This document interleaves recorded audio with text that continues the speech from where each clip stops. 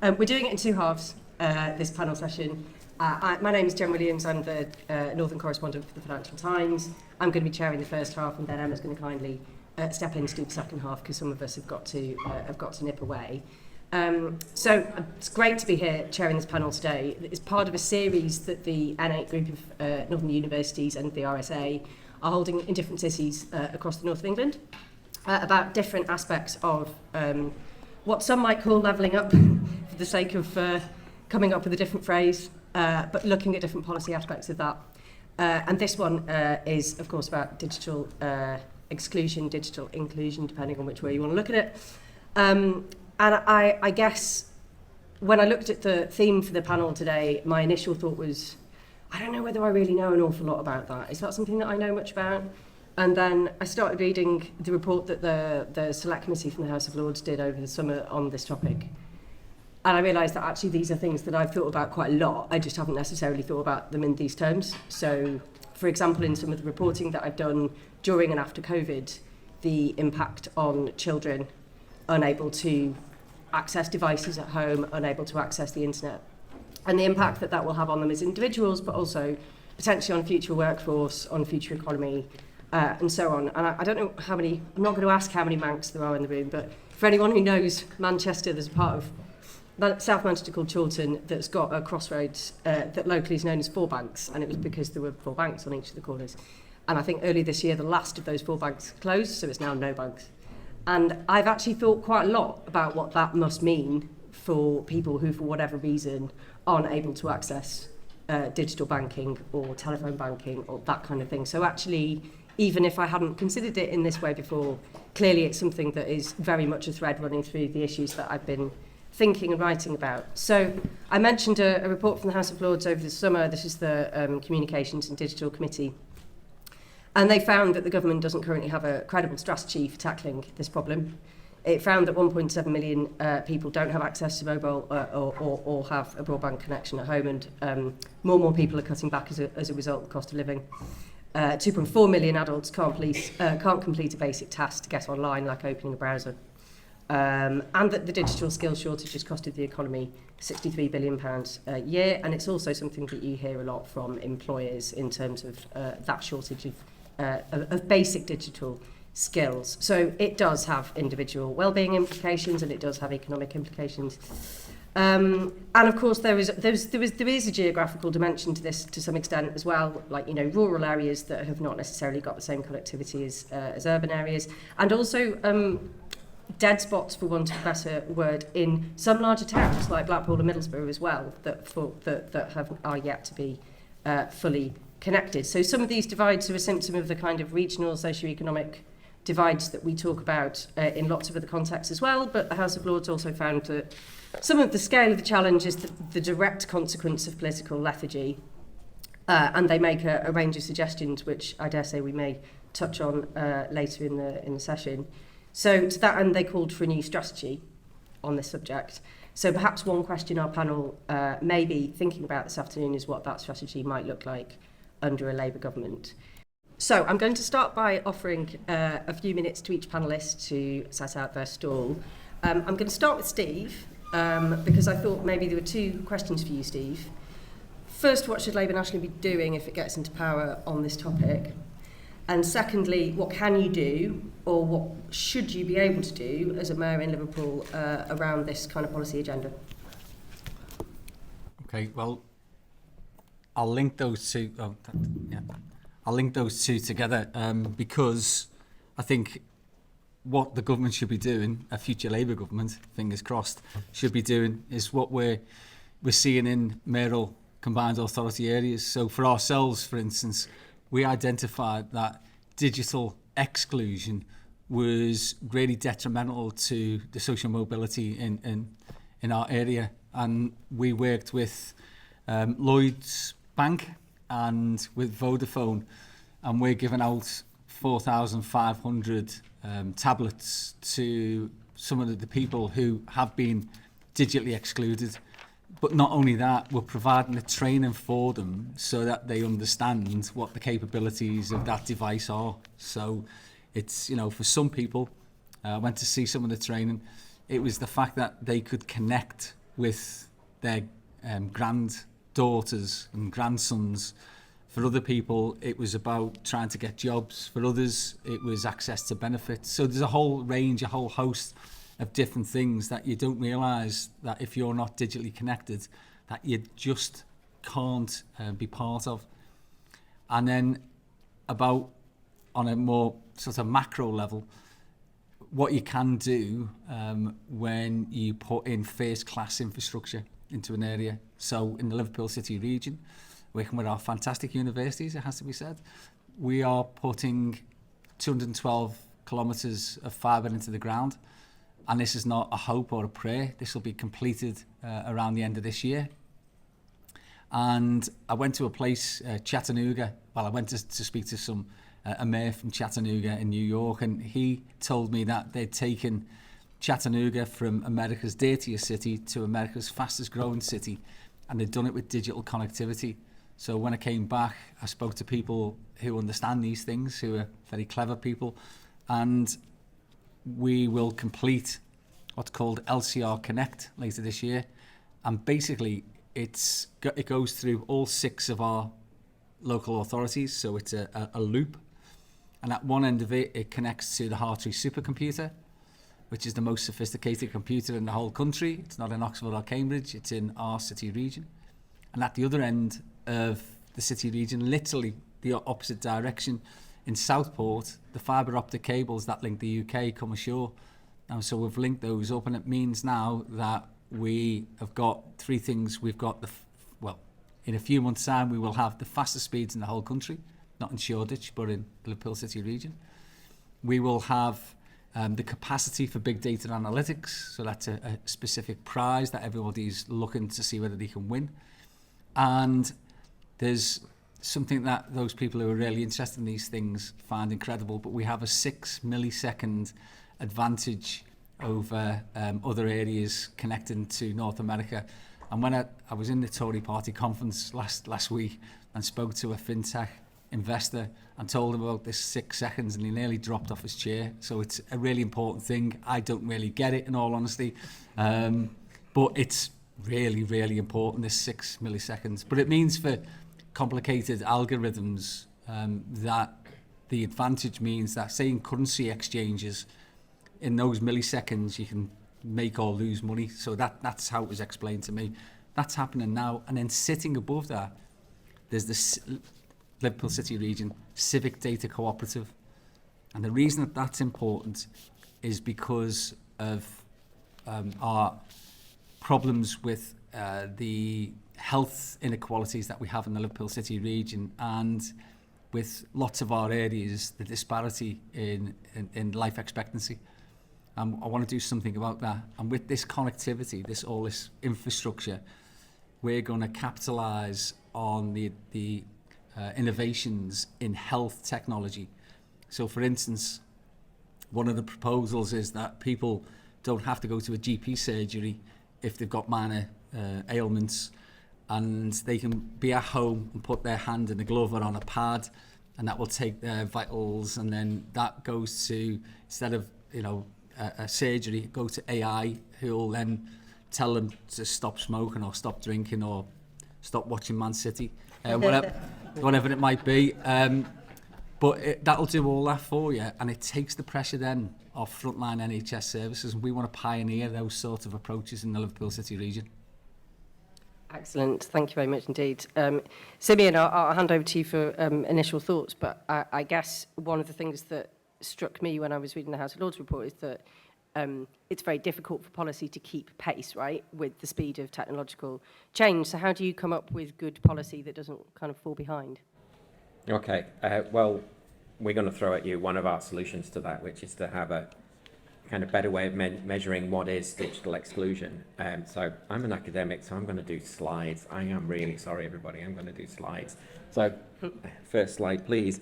So just to say this, of course, this is a big project, and it's got multiple partners on it who are all listed on the slide up there, and I won't use up my short amount of time by going through, but this wouldn't exist without the minimum income standards team at Loughborough, colleagues like Good Things Foundation, and also our partners in Liverpool and other universities for doing this work.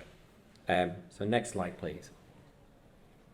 So one of the problems for policymakers is how do we measure this? I mean, the Mayor's just detailed a whole range of aspects of life that get impacted by digital, whether it's access to healthcare, access to education, access to your friends and family. These are all things that get kind of cut off if you are not online. And a colleague of ours, Kat Dixon, has done a wonderful graphic on that. So if you look at the internet kind of table of elements, it shows you how much of modern life is now predominantly done digitally and how much you would then be excluded. But we can measure everything from do you have the equipment, to do you have the skills, to what's your broadband speed, to what do you not do online, what harms are you exposed to online, what benefits do you get online. And every single one of these kind of has a policy implication against it, but they're all a different number. And if you know, not talking to policymakers, you don't want to throw 14 different numbers at them because then, you know, which one are they going to choose? So what we've been trying to do is come up with a measure. Next slide, please. Of this, we currently have two big projects running on this. One, a national one funded by the Nuffield Foundation, and also one funded by the Welsh Government, who are already looking at implementing this as policy in Wales. And hopefully we're going to be doing the same with the Scottish Government. And also a shout out to Giselle down the end of the table for helping us with this work in Wales. The goal here is to build a new measure, and we've done it by talking to households. So next slide, please. We've done it by talking to lots and lots and lots of different households about what their digital needs are, what they think a household should have, and if anyone knows the minimum income standards work by the Loughborough team, which is then used to set the living wage and the minimum wage, we're using that methodology of asking households what they need, not what they want, but what they think they need, even if they don't have it, all household types, all income types, etc., to come up with a measure. Now, I'm not going to go through all of the details because we don't have time, but the first stage is a set of groups that come up with a verbal definition, and this is what UK households think digital inclusion means. It means a standard, a minimum digital standard of living includes, but is more than, having accessible internet, adequate equipment, and the skills, knowledge, and support people need. It's about being able to communicate, connect, and engage with opportunities safely and with confidence. And we've taken that definition to lots more households, 3 more rounds of focus groups, taking what people say and refining it, for them to give us a list. What is the list of things a household needs to hit that standard, as defined by households, not by experts, not by policymakers, but by us? And if we go to the next slide, please. They've come up with 3 levels. One is essentially equipment, the core set of equipment that a household needs in order to be able to... Can we go next slide, please? There we go. Core set of equipment that a household needs. Some practical functional skills. Can you actually use them?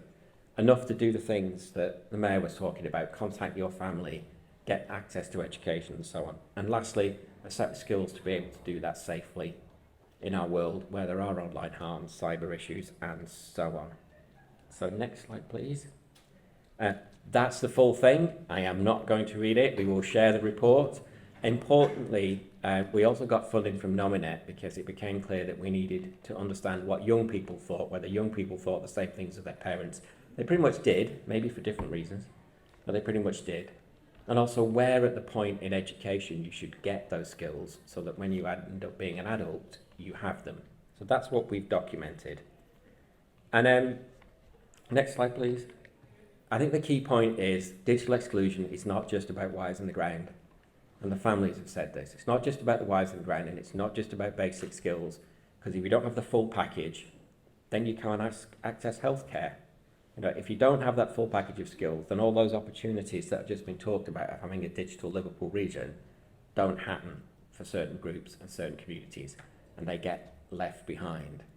But also, we need to have a think about, we're talking about policy here. I've said this before, the NHS is not free on point of delivery if you have to spend £200 a year on internet access to be able to access your GP. Your access to benefits is not free if you've got to have that in order to do your universal credit.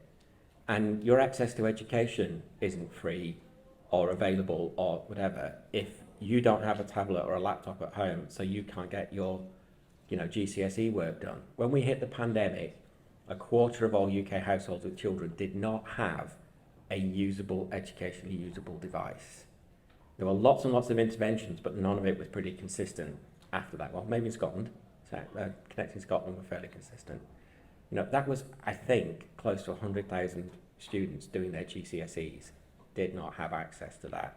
So how can we say we live in we've got to level up, we've got to give people the tools to achieve the things they want to achieve, to live a life they value, as we say in this project.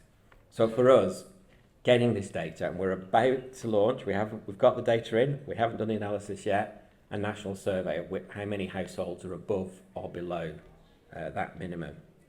And for me, therefore, for policymakers, we've got to keep getting the message home that this is actually quite a complicated problem. And sorry to mention another mayor, as Andy Burnham said last week on a similar event, this has always been a number 5 item on many politicians' agendas, and it doesn't move up because it's difficult.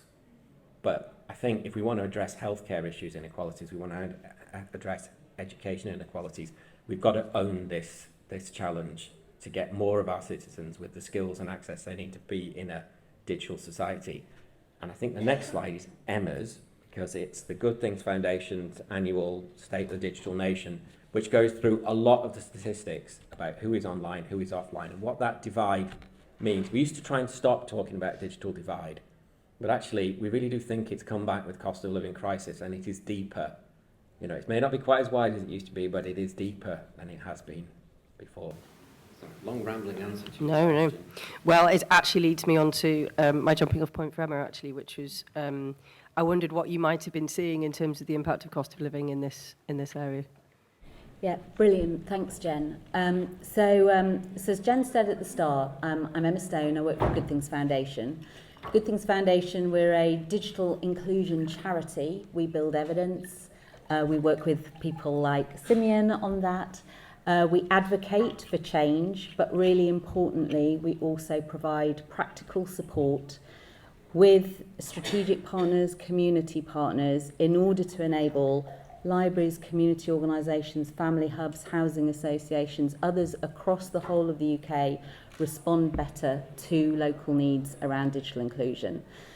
And I mention that because actually that model and way of working is really important. I suppose picking up, Jen, what you were saying at the start about all of these, digital exclusion cuts now across so many areas of our lives, whether we're talking about for our children, for their learning, for their social lives, for gaming, if we're talking about ourselves as adults, getting work, staying in work, working remotely.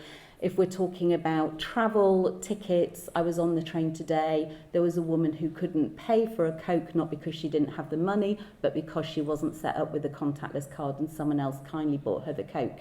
It is across absolutely every area of our lives. And most of the people who need the skills and support and the connectivity aren't going to necessarily get that through, for example, knocking on the door of a college and going, I want to enlist for a basic digital skills qualification.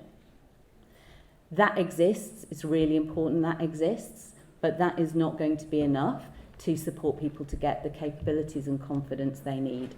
Especially thinking about banks, if actually some of that might be people don't have the skills to download an app, they don't have the software to do it because their smartphone isn't up to date. We don't all have the latest smartphones, we can't always afford them. But there's also still real and legitimate fears and concerns from people about feeling safe to be able to use online banking effectively. So there are a whole raft of things that come into this, which is why the magic of organisations like SmartLight and a lot of the organisations supported by in Wales through Digital Communities Wales, it's really, really important that people can feel comfortable to get the skills. We talked, Simeon mentioned there, about the worry that the divide is deepening, and that's what this, and you'll be able to look at it at your own leisure. All of the statistics on here come from different sources. You can scan the QR code and find the sources. A lot of them come from Ofcom, a lot of them come from the Consumer Digital Index, which is produced by Lloyds Banking Group. Some of them come from our own data.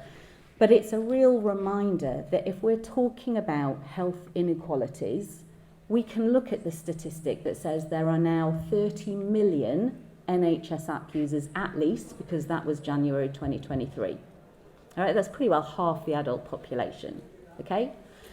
And that is a massive increase from even last year when we were looking at 22 million, right? So that's a reminder of the pace of digitalisation. And at the same time, you look at the statistics that are there around who is most likely to be left out and left behind, even when you've got kind of, you know, the 6 millisecond advantages that you're talking about. We're talking about people who are older and more likely, therefore, to be needing public services and health services. We're talking about you being twice as likely to be a non-user of the internet if you have a health or impairment or lifelong condition. So this is the reality of the digital divide in the UK. Unfortunately, digital can really deepen existing inequalities. And at the same time, it can really benefit people if they can afford and they have the access to that connectivity, to those skills and to that local support. It can really help to level up. Through Good Things Foundation, we have the National Digital Inclusion Network. Through that and through the support of organisations like Virgin Media O2, Vodafone and Three, we run something called the National Data Bank, which is a way of getting free mobile SIMs and vouchers out to community organisations, housing associations and others, because we know they know the people who are struggling most and who need that support. Similarly with the National Device Bank, we're really looking to grow that. We're looking to government, actually, in larger organisations, we're looking to universities to lead the way and think about how you build in donating your end-of-life laptops and tablets to the National Device Bank, nationally or locally, so that those can then be refurbished and recycled, but especially what can be reused can be distributed out to people who need them. We need to join up here. There's a lot we can do to narrow this divide, but at the moment it is deepening, and the cost of living crisis means it is widening, because that statistic up there that is from Ofcom, which is about 1 in 14 households now don't have home internet access, that's worse than it was a year ago. And it's worse than it was a year ago because more households can't afford to pay for connectivity. And that's on top of the people that we've long been worried about in terms of people who can't afford it and also lack the skills and confidence. So there are people out there who have the skills and confidence, and their big problem is poverty. They can't afford to pay for it. So like Simeon, we really want to see this rising to the top of the agenda. Jen, we really want to see how this can cut through, because we know to a certain extent that talking about this as a digital inclusion issue, as a digital inequalities issue, means it isn't rising to the agenda. It is vital for health, it's vital for jobs, it's vital for skills, it's vital for education. I cannot think of any part of a levelling up agenda or a fairness agenda or an inclusive growth agenda or an equalities agenda that now doesn't need digital inclusion as one of the key planks to deliver it. So any advice welcome. One of the other things Mayor Andy Burnham said last week was he believes that this should be a general election issue. I heartily agree. Interesting. And finally, Toby, I mean, you obviously have a rural brief in with your shadow ministerial hat on, so I don't know whether you've got any particular thoughts about how this sort of plays out geographically, but also, you know, very interested to hear what Labour might be doing were it to get into government. Great. Well, thank you very much, and thanks for the other contributions that we've heard, and to everyone for coming along. I mean, I think as Giselle was just saying, this is incredibly important area. And I think looking at it specifically from the perspective of my role as the Shadow Minister for Nature and Rural Affairs, one aspect of my role is in a whole variety of different government departments that I don't have specific responsibility for, but the rural element is very different. So whether you look at health services, whether you look at access to education, whether you look at transport, whether you look at access to skills, the question for people in rural communities and the policy responses for people in rural communities is often different to that for those in urban or city communities. And I think in terms of the whole question of digital exclusion, there's really three different ways in which people are excluded. Those three ways are exclusion in terms of connectivity, exclusion in terms of devices, and exclusion in terms of skills. And to take each of those three in line, I think there is a rural element to all of those. I mean, in terms of connectivity, there are still many communities, particularly in coastal communities, and those in more rural areas that have real connectivity issues, whether it be access to broadband or even access to mobile reception. These communities are excluded massively. And when you start to think, we've already heard a whole raft of different ways in which digital connectivity is an absolutely fundamental, essential public service now. If you don't have access to reliable connectivity, you quite possibly will be unable to do a job interview. You quite possibly be unable to register for all kinds of different services. And so you are further excluded by a lack of connectivity. And from a government perspective, it's just one of the many ways in which our country just doesn't work in the way that it should do right now. The future Labour government will be inheriting not just a really bleak financial picture, but a whole raft of infrastructure elements that have just been left to wither on the vine for 13 years. And the whole issue of digital connectivity is one of those. The second is the devices. This became very much raised an issue after the COVID crisis, where there were children excluded from school and all being expected to log in and receive lessons online. For anyone these days, I think there isn't so many schools just expect children to be able to log on and get their homework online. They expect parents to be able to, you never get a letter home from school anymore. It's all, don't forget to check ParentNet. So if you are excluded from being able to access those devices, you're not able to support your children. That creates a further disadvantage to children in the classroom. I think, this can be really difficult in areas of deprivation, so you can have large numbers of the children excluded. But it can also be really difficult if you are a poor person in a wealthy area, because there is then an expectation that everyone's got devices at home, that everyone has access to these things. Rural poverty is different to urban poverty. It's no less brutal.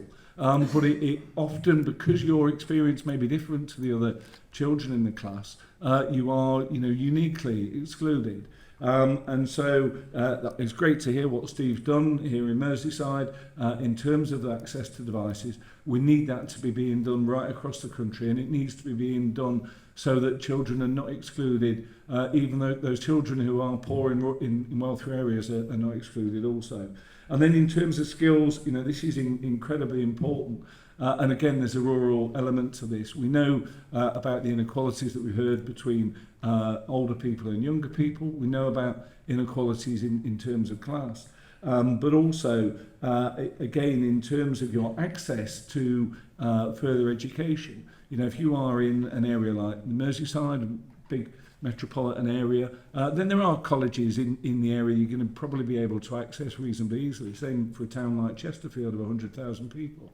If you're in a rural community, even just getting to college is a very substantial challenge. And so again, access to those skills is a huge problem. Now, the government's made a very small step in terms of outsourcing, in terms of devolving the skills agenda, adult education skills agenda to Metro Mayors. And I know that Steve, Andy and others have been doing some really positive steps in terms of trying to improve access to digital skills through adult education. The government have devolved it at exactly the same time that they've cut the budget to adult education by 50% over 13 years. So there is a massive need to increase the amount of money for adult education alongside that devolution. But there's also many areas that don't have those devolved authorities. So we need to think about how do we make sure everyone that doesn't have a Metro Mayor also has access to the adult education that is needed, because it's fundamental. So, the Labour Party are a party founded in order to tackle inequality. Digital inequality is a fundamental right now. You're unable to access services or opportunities without access to digital facilities. So on connectivity, devices and skills, there is a huge job to do right away. Fantastic, thank you very much. So Emma's going to be chairing the second half of the session. So I thought for quick 10 minutes now before myself and Steve and Toby all have to leave. If you have any questions for Steve and Toby at this point, then possibly now is the time to answer them, and I'll take a few questions. There is a lady sitting here in the second row. Brilliant. So whilst we're having a bit of a reset, I just wanted to pick up on your question, Councillor, and that was around the 13.7 billion. So if there is a full report that looks into that, it looks into that in relation to kind of savings to the NHS and also in terms of people's own lives and their economic savings. There is also the Digital Poverty Alliance and Deloitte have also recently published another report which is using elements of a similar methodology. So some of the data is different, but the overarching message across what we've published and what Digital Poverty Alliance have published is that it absolutely makes sense to invest in digital inclusion. So I just thought I'd do a bit of a plug for the growing evidence base in this area. I am now going to have a real delight actually introducing you to the rest of the panel. If you're staying, we've saved, I think, the best till last. Sorry, Sim. And that's because we do get a chance now to hear and think about what matters and what is happening in communities on the ground, to think about what is happening and the leadership that is being demonstrated at a regional and at a national, albeit not UK government level, and also the leadership that is coming from private sector and from industry partners. So I'm going to first of all turn to Hafsha Sheikh from Smartlight. Hafsha, talk us through what bridging the digital divide means for you. Thank you, Emma. Good afternoon, everyone. I'm Hafsha, the director of Smartlight Get Families Talking. We are a digital inclusion hub based in Birmingham, a data bank, a national data bank, and also Ambassador Centre for the Good Things Foundation. We're based in one of the most deprived areas in Birmingham, with low literacy and, in turn, low digital skills. We're passionate about influencing change by raising the aspiration of families through digital. Hugely important in an area where communities accept that long tail of underachievement and the lack of social mobility as part of their family history and their future narratives. In the last 12 months alone, we have distributed over 1,000 data SIM cards to families struggling with the cost of being online. As we've heard, being online is now an essential spend, up there with food and heating. As you know, Birmingham has been in the news recently, but I'm going to share another headline with you. The West Midlands is the most digitally deprived area in the UK, with 22% not online. In spite of the stats, I really want to approach today with some positivity.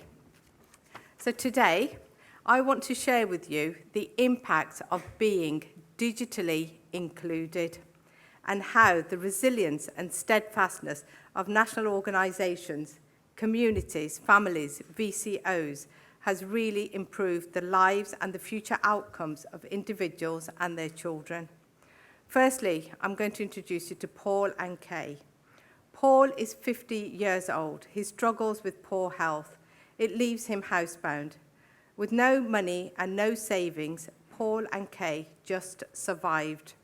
Paul had lost touch with his adult children. Simply, he couldn't afford to phone them.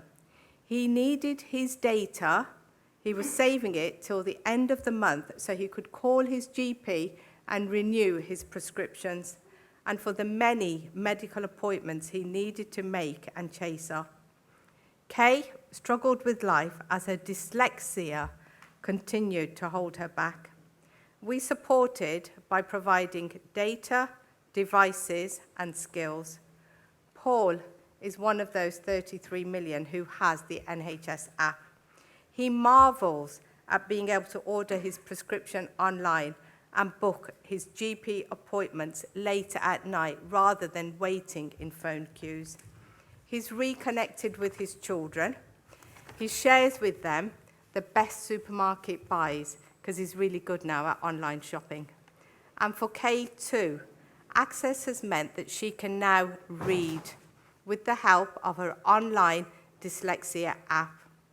She takes a photo of letters, emails, and instructions and listens as her app reads it back to her. Kay can now engage in a digital world independently. For both, digital inclusion has improved their health physically and mentally. And Mo, in his late 50s, we've heard older person struggling to navigate the online world. Mo is the main carer for his wife and his 2 severely disabled children. With limited data and skills, life was incredibly challenging. Mo needed data to help his son develop confidence and to become more independent by being able to use a phone. His son needed data to contact Mo on the journey home. The stress of the journey quite often affects his behaviour, but being able to speak to Dad really calms him. Further, Mo needed data and skills to help him make life a little easier. Digital inclusion has meant Mo has better access to services and support for his children. He's now part of that digital population, making £3,500 per annum savings simply by being online. And finally, Tamara, a single parent with 3 young children. Access has seen Tamara manage online school applications, access additional support for her son, help her children with online homework, and to bank online. Today, I'm delighted to share that Tamara is now working remotely, having found a job online. For this young family, life has really turned around, and it's all due to the people and the many organisations passionate about fixing the digital divide. Fortunately, there's now a lot of noise around digital exclusion. It's not in our gift to do everything, but we need to ensure that government hears some of the quietest whispers from community organisations, because they represent and they hear the voices of some of the most digitally excluded communities. It's these voices that will help us to connect the dots looking forward. It's these community organisations like ours who break down those barriers and provide the first steps to alleviate digital exclusion. And my second ask, really simple, is to understand and respect that the need for digital inclusion is that fast-moving escalator. As we all grapple and we learn about AI and yet more digitally creative world, we can't leave behind those already disadvantaged. Equity and levelling up can only happen when we can support and bring everyone else along with us. Surely that is in our gift to do. Brilliant. I kind of just want to applaud you straight away, actually. And when Hafsha and I were talking about this session, one of the things that I remember you saying was you wanted to make sure that the agency of people come through, because actually we've been talking a lot about the barriers around the experiences in terms of broad categories, and you've really brought out the difference that can be made and that people can do for themselves in their own lives if they've got that support. So Absolutely. Hafsha, thank you for bringing that agency back into this. Dana, can I come to you for your perspectives around bridging the digital divide? Absolutely, and I'm conscious we have really little time, so I'm gonna perhaps, can you hear me okay? Perhaps I'm gonna kind of give a very kind of high level perspective and bring in the voice of the private sector, or the telco sector, into this. And I mean, the way we treat digital inclusion, or how to fix the digital divide as Virgin Media O2, it is core business to us. We exist to connect people. That's why we are here. But the reality is, because of the cost of living crisis, there will be people who will not be able to afford our products and services in the way that we would typically offer them. So there is a moral responsibility and moral duty as a business for us to design our products and services differently for those communities and those groups. And we've kind of looked at it as an integral part of our sustainability strategy, the Better Connections Plan, and we've made a commitment 2 years ago that we would connect 2 million people with the skills and the tools they need in order to make the most out of the digital technology. And it's been a trial and error for sure, and we have the ability, of course, as a private sector company, to maybe experiment with different models with the right partnerships and see what works. And we've kind of looked at it through three different kind of through different lenses: connectivity, and Toby had mentioned this, connectivity, skills, devices. This is truly what you need in order for you to make any intervention that would actually make a difference to the community that you're trying to help. And so we looked at connectivity, and the partnership with Good Things Foundation around the National Data Bank was integral to that. And we provide free connectivity through the 1,200 or even more now digital hubs around the country. Anyone who needs connectivity can walk in, get free connectivity, no questions asked. It needs to be as simple as that. But for the time being, we don't have everybody on board. We have Vodafone, we have Virgin Media O2, and we need more telco players to join, because we need to tackle this as a sector. So the connectivity piece is one area that we figured out a solution that's working with the right partners. And then secondly, the skills side of the equation. We've launched recently a program called Connect More, and we trialed it and piloted it in Manchester. And what we do is literally send our employees into community centres in order to train people to essentially with basic digital skills. And the program has been expanding incredibly over the last almost a year and a half now. We've launched it. But that's, again, one side of it. There is also the kind of the value of partnering with Good Things Foundation, again, offering digital skills training through Learn My Way, and as well as the Internet Matters Foundation, because the reality is people will need to access this training in an easy way, but for that to happen, they need to be able to access connectivity to begin with, right? And that's the bigger challenge. And the last piece of the equation is the devices. And reality is we have 30 million devices, and we've done our own research as Virgin Media O2. We have 30 million devices sitting in homes collecting dust, and I'm sure every single one of you have a device, at least one device sitting at home that could be donated. And at the same time, we have 8 million people who don't have devices or cannot afford devices. Clearly we have a problem, and we need to figure out a system that takes those devices that are sitting idle and gives it to those that need them most. And we've launched a program that does exactly that. It takes devices from people who don't need them and rehomes them with those who do. And we've launched less than a year ago, and we've been able to donate 15,000 devices. And that's just actually a small number. It's not even going to make a dent yet. So now how do we scale it up? And the reason why it wasn't scaled up, because again, we're only one player in the system. How do you bring more people on board from the tech sector in order to scale such solutions up? So as I said, there's a lot of trial and error here, but that's, I guess, the value. I think that what the private sector can do is really bring in these solutions, try them out, and then find the right partners to really scale them up. And so what can the sector really do more? And in my opinion, I think it's really embracing partnerships in a really deep way. We cannot connect with the communities, the vulnerable communities that need these services in the same way if we had done it on our own, if we were not partners with Good Things Foundation or government as well partners. Reality is there is an issue of building trust with these communities. They see Virgin Media O2 as a big player, as a corporate, And therefore, it's very difficult for us to come in and introduce an intervention or any support if you don't have that trusted voice from the community to help us, first of all, understand the needs, but also make sure that we are designing our interventions with those needs in mind.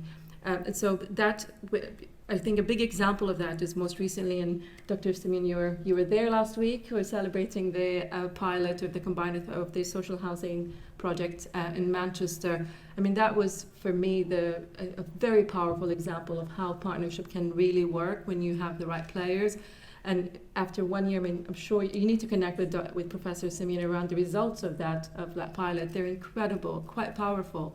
Now the question is, how do we take this and replicate it across the country? I think that's, for me, is the bigger question moving forward when it comes to interventions of this type.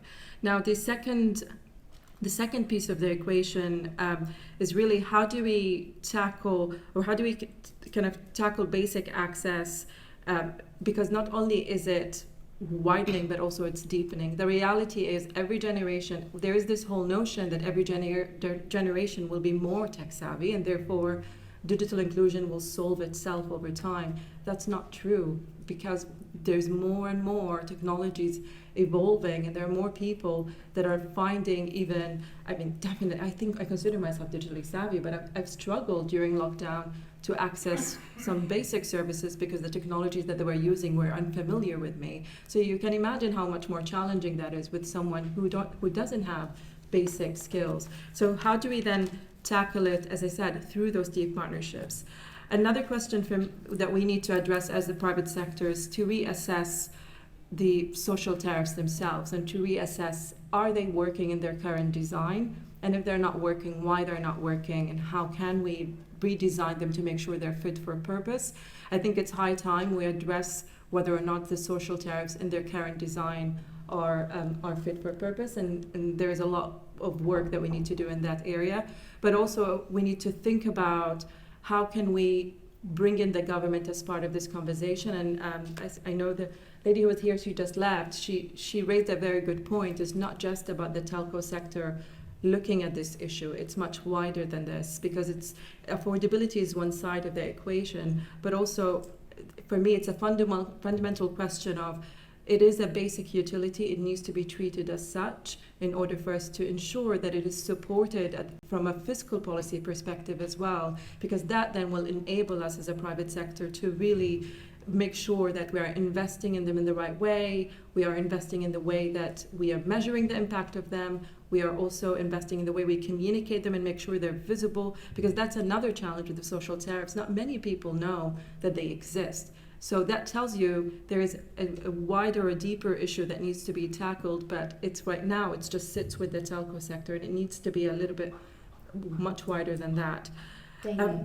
Sorry, I kind of rambled on there for a while, but I can talk about this forever. I know the passion comes through, and I'm keen to make sure that we give all our panel a chance. But I really heard from you just that point about partnerships, the point about innovation and reviewing, because social tariffs haven't been around for that long. The National Data Bank as well, all these initiatives, there's a lot of innovation going on, which is really important in the sector. But you also made a really important point there about internet access really should be seen as a basic utility. And I think I could see quite a few nods going around when you were saying that. So I'm going to hand over to Giselle now. Joe, you're going to talk us through how the world looks for you from Wales, which is a bit different to how it sometimes feels the other side of the border. Okay, so sorry to anyone that was in the room earlier that might have heard me talk a bit about Wales. So I work for Compass, formerly the Wales Cooperative Centre, and we're basically a not-for-profit development agency, and we exist because we believe that the economy can work better for people and planet. And it's as simple as that, and just listening to some of the conversation today makes me believe that even more, just with every thought that I've had. So it's a slightly different landscape in Wales. Obviously we have some services that are devolved, others that aren't. Infrastructure is not a devolved matter, so that always causes a bit of an issue in terms of whether the Welsh Government think they should be investing their money to plug the gap that's not coming from UK government. So that always becomes an issue. But the approach that we've got in Wales, we have an overarching digital strategy. Whilst it sits with the Minister for Economy and Transport, it's the responsibility of all policy areas across the whole of government. It has 6 missions. One of those is digital inclusion, along with skills, education and other areas. But basically it puts that responsibility and that ownership across the whole of government. So they recognise that it's not just social justice, it's not just economy. Everybody has a role to play in addressing the digital divide in whatever way that is.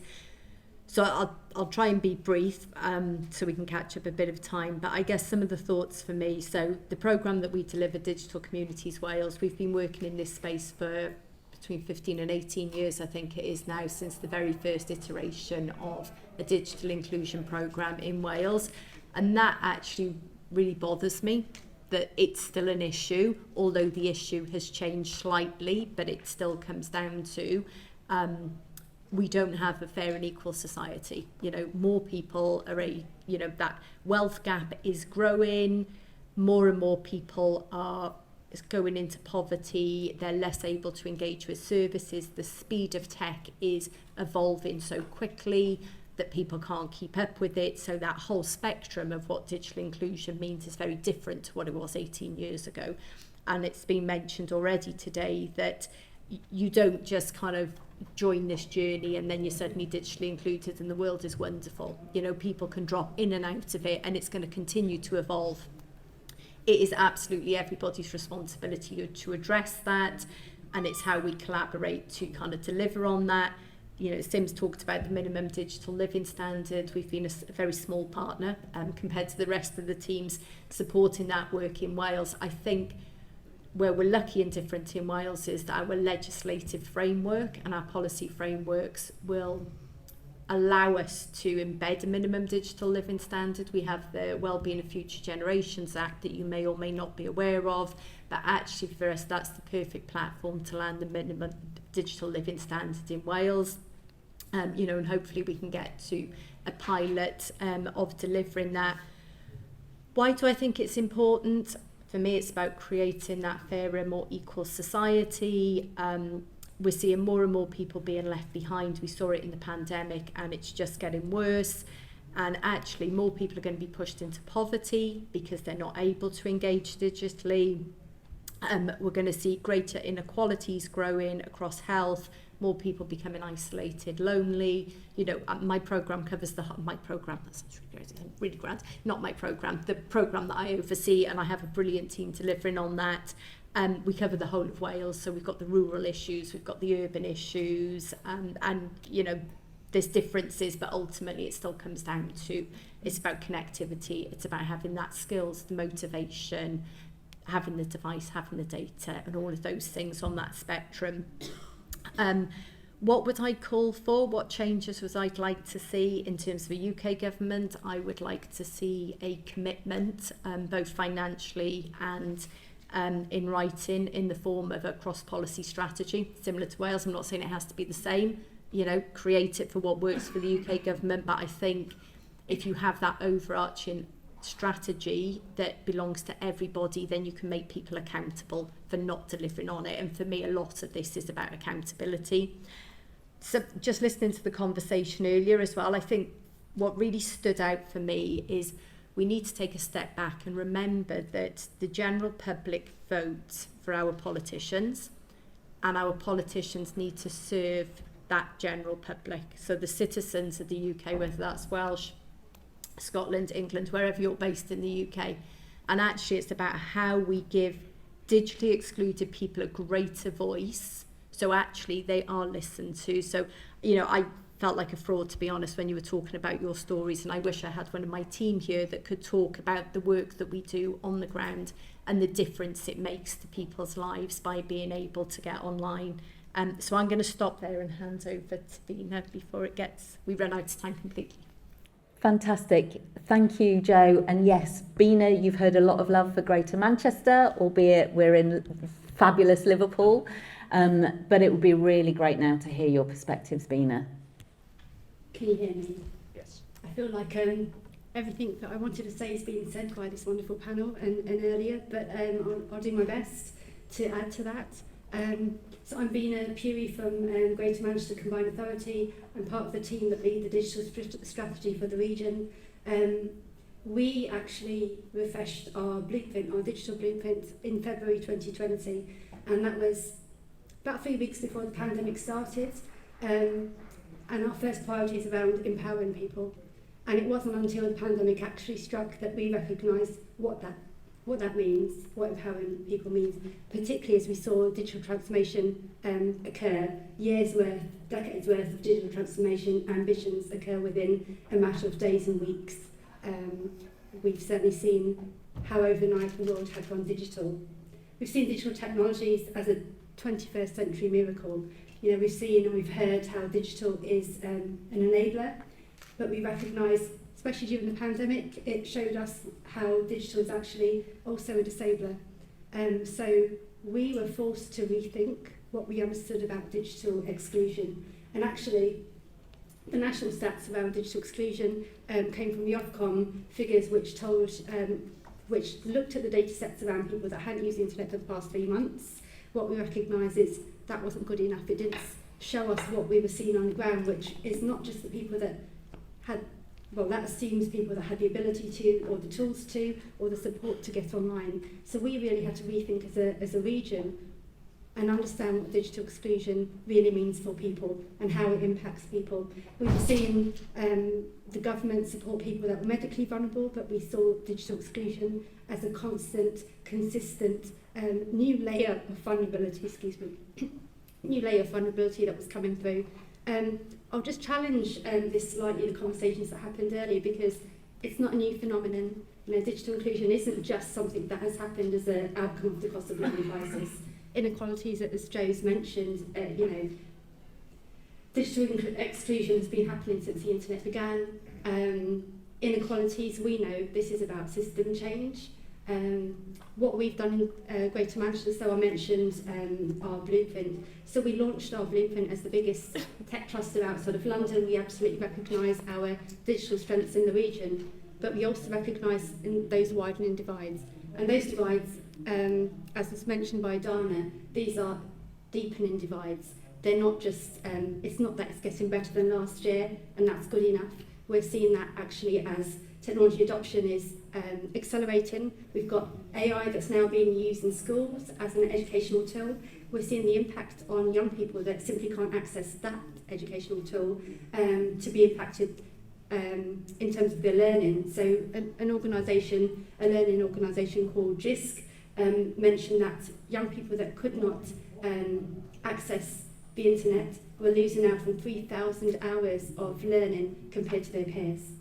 So just coming back to what Greater Manchester has been doing, we recognised the first thing was we needed to understand, regardless of understanding what the depth of the challenge was, to get leadership on board, we understood that we had to do something about it, and the first thing we had to do was join everyone up, because digital inclusion initiatives, and I've seen some of the community groups in this room, which is great, has been happening for decades. People have been supporting people for decades within communities, but this isn't a digital issue, it's not a digital inclusion or digital exclusion, it's social exclusion, and that's the approach that we take in Greater Manchester. We recognise that it has to be holistic support that supports that community. I'll also challenge another part of this conversation, that it's not just about digital, it's not just about people. We've got to look at people in the context of their situations. The barriers aren't just skills, access, connectivity. The barriers are digital transformation. You know, services, public services are leaving people behind and excluding them because they're not designed to consider those that simply can't access them. We've seen that with train travel, and if you're purchasing a paper ticket, you're actually paying over 100% more for your travel than if you were to buy it on an app. So if I might just, I'll just wrap it up quickly, but just in terms of what Greater Manchester have been doing, first of all, it's joining up. So we've been bringing together our 10 local authority areas because we recognise that there isn't a regional, whilst we've got regional ambition and agenda, this is about recognising that each local authority is at a different part of their journey in supporting people, but also identifying their needs. we brought together a task force, and some of the members are in the room. It's a national and local organisations that have got a foot in Greater Manchester. We've got all of our 10 boroughs coming together. We've got the health service, we've got community groups, social housing, schools and colleges, because we recognise that, as Simeon says, this is everyone's problem and no one is owning it. So joining up was the first point of how do we come together around those barriers, but also identifying and understanding those needs. Just around data poverty, and I know it was spoken about earlier that the government's supportive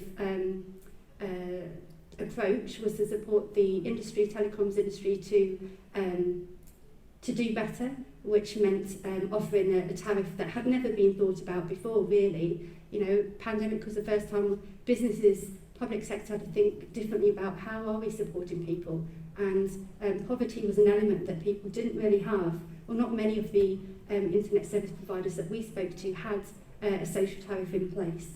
Now, what social tariffs are in place, why the government supports that, we also work with Good Things Foundation to set up a Greater Manchester data bank, and that was free connectivity, and we set that up in June last year.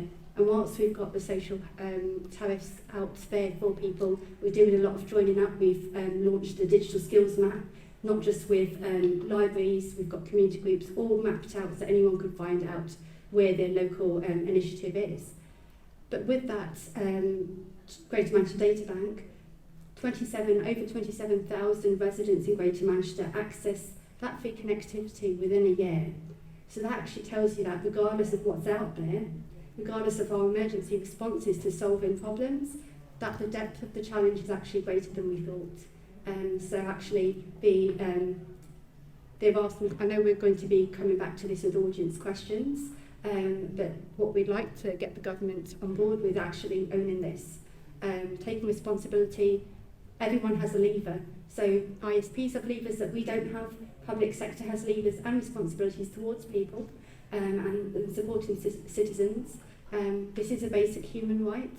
It impacts a human right, your ability to fully participate in life. And I think that in itself, we're still talking about what the impacts are. And there's a lot of great work being done about this, but I think government needs to step up in terms of that, their role and their part in it. Brilliant. Bina, thank you so much. And I was really, really glad that you brought in that point also about inclusive design of online services and online systems, because otherwise, actually, we're just raising the bar and making life harder for everyone, especially those who may have lower skills and confidence and need more support. So I was really glad you mentioned that. So I'm going to be opening up now for questions for reflections.